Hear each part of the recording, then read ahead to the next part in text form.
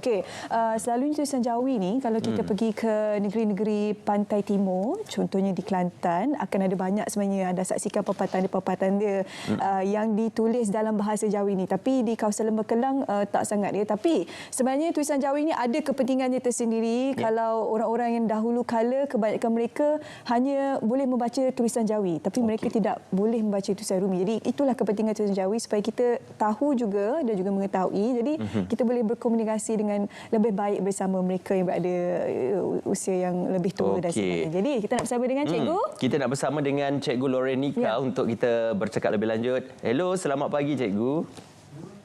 Selamat pagi. Selamat pagi Ismail dan Haida. Ya, terima kasih cikgu bersama kami pada pagi ini di Selamat Pagi Malaysia. Cikgu, kita dah kongsikan video cikgu yang tular di media sosial mengajar anak-anak murid cikgu tulisan Jawi. Jadi kita nak tahu jugalah cikgu mengajar di SK Bawang K9 Beluran Sabah. Sudah berapa tahun cikgu mengajar di SK Bawang K9 Beluran Sabah, cikgu? Okey, tahun ini masuk tahun ke-10 saya mengajar di sini. Okey, cikgu kongsi sikit pengalaman cikgu, bagaimana cikgu mula bertapak di sekolah tersebut dan bagaimana keadaan murid di sana, cikgu? Okey, saya mula posting di sekolah ni pada 1 April 2014. Murid-muridnya adalah murid dari kawasan pedalaman yang seperti kita tahulah, kalau di kawasan pedalaman ni muridnya sederhana, orang-orang kampung yang penuh dengan kasih sayang begitu. Cikgu, berapa kerap cikgu mengajar tulisan Jawi kepada anak-anak murid cikgu dalam seminggu itu?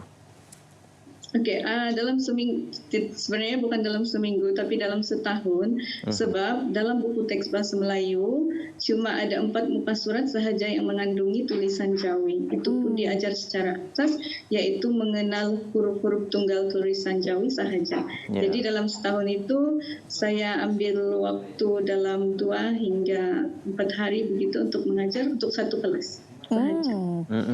Bagaimana respon murid-murid apabila cikgu mengajar mereka ini tulisan Jawi?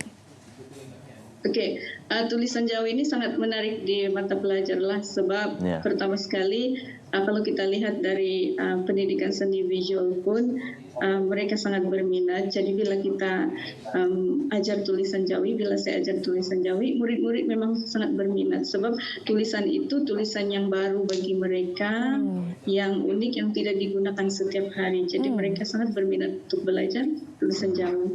Jadi sebelum mengajar mereka untuk mengeja tulisan Jawi itu, pastinya cikgu perlu mengajar mereka untuk mengetahui tentang huruf-huruf tulisan Jawi. Jadi di peringkat pembelajaran mana yang ditekankan berkenaan pembelajaran huruf tulisan Jawi itu, cikgu? Okey, untuk mengenal huruf tulisan Jawi dalam buku teks itu, setiap kali pelajaran dia kan peribahasa. Jadi sebelum kita mengajar ayat dia, kita kena perkenalkan satu persatu huruf Jawi terlebih dahulu.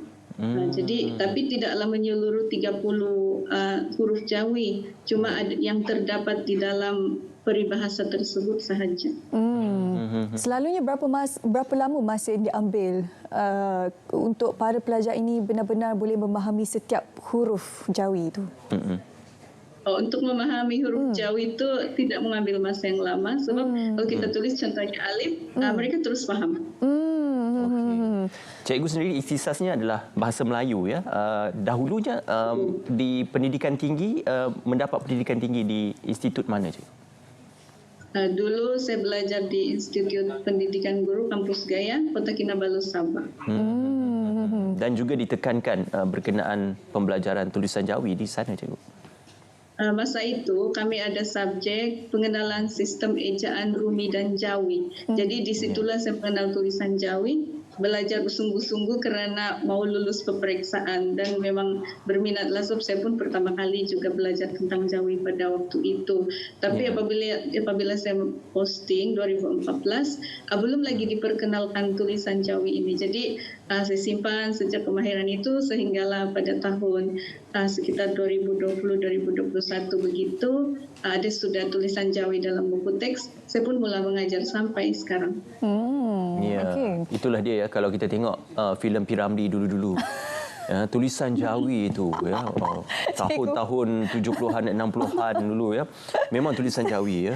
Sorry, tapi saya tergelak. Dia agak berbeza dengan tulisan Jawi sekarang. Betul-betul. Saya teringat Jim mata tonjek lah kan. Cikgu tak guna teknik tu kan cikgu? Ini tengok filem P. Ramlee.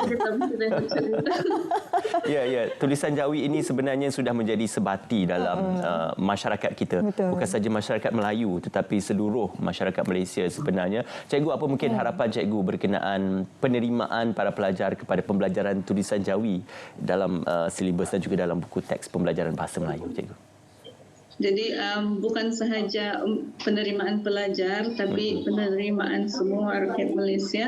Saya berharap 4 halaman buku teks yang mengandungi pengajaran asas tulisan Jawi dapat diterima dan dengan hati yang terbuka oleh seluruh rakyat Malaysia.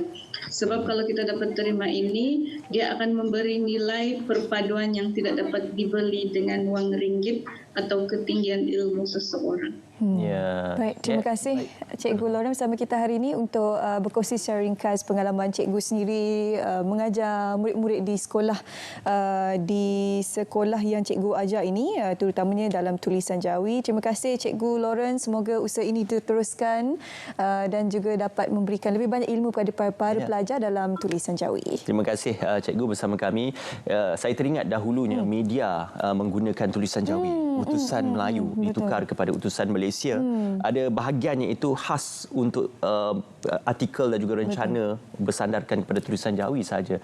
Jadi kita harapkan agar pemberkasaan tulisan Jawi ini boleh diteruskan dari semasa ke semasa. Dan itu berkenaan tentang bagaimana apa yang tular di media sosial dan juga pembelajaran tulisan Jawi bagi anak-anak murid di sekolah. Okey, baik.